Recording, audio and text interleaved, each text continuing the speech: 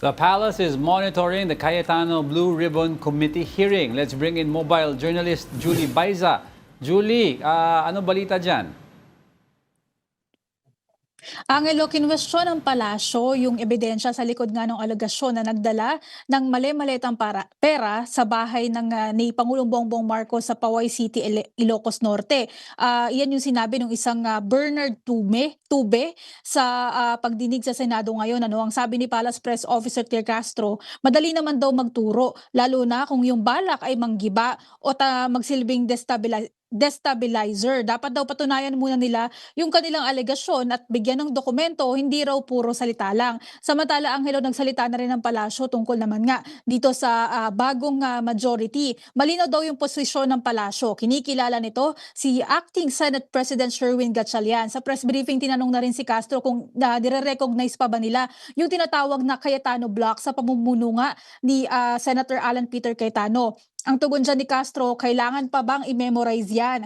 Malinaw naman daw kasi yung kaso ng Avellino versus Cuenco na naging batayan nga doon sa hakbang ng ngayon bagong majority block. At dahil ang kinikilala ng palasyo yung bagong majority block, ang ire-recognize daw nila ay yung hiling o mensahe ni Senator Sherwin Gatchalian. Yung pinagmumulan naman nito ay yung natanong kasi magkaibang memo yung inilalabas or parehas naglalabas ng memo si Senators Sherwin Gatchalian at Alan Peter Cayetano. Kaya ang sinabi ng palasyo, kung may hihilingin man or request yung si Senator Sherwin, iyon yung kanilang i-recognize. Patungkol naman nga yan doon sa nabanggit kanina ni Gatchalian na posible silang mag-request ng special session sa Pangulo. Kung may valid grounds naman daw yung special request na yan or request for special session, inclined naman daw si PBBM na magkaroon ng special session. Ayaw daw kasi niya na maantala yung trabaho ng Senado at saka yung mga ipinapasang batas or panukalang batas na gusto nga maipasa sa ilalim ng administrasyon. Ang hihintayin ng palasyo ngayon, magbigay ng request or hiling itong si Senator Gatchalian. Angelo. All right, Julie, now that the palace has officially recognized yung the Senate under Senator Win Gatchalian and Senator Cayetano continues to push his belief that siya pa rin ang Senate President, ano ang gagawin ng palasyo to hopefully mediate kasi medyo naiipit ang madaming empleyado sa loob ng Senado?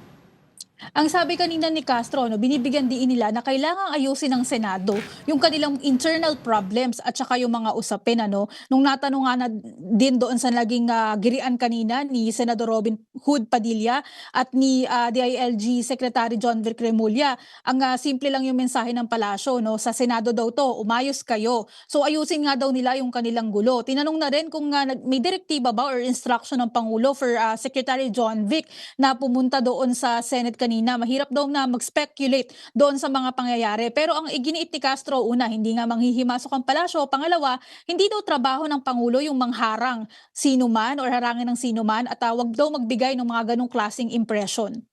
Right, Julie, on another note naman, tell us about yung youngest Cayetano sibling, si Direk Lino Cayetano, kasi siya ang bagong GM ng PTV4, tama ba?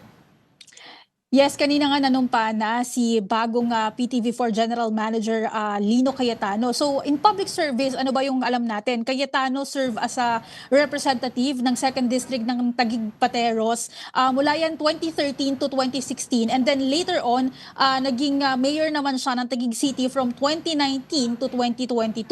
Ang sabi ng palasyo kanina, mahalaga daw yung role ni Cayetano sa pagpapalakas ng communications efforts ng administrasyon dahil na rin sa naging background niya. Ngayon, ano ba yung background ng batang Cayetano?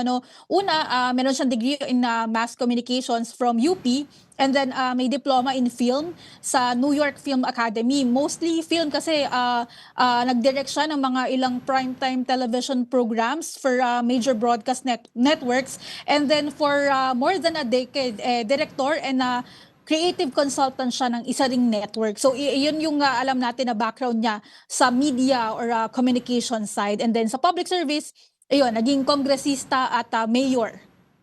Wala bang sinabi si Direk Lino or any statement or natanong siya about yung kanyang brother?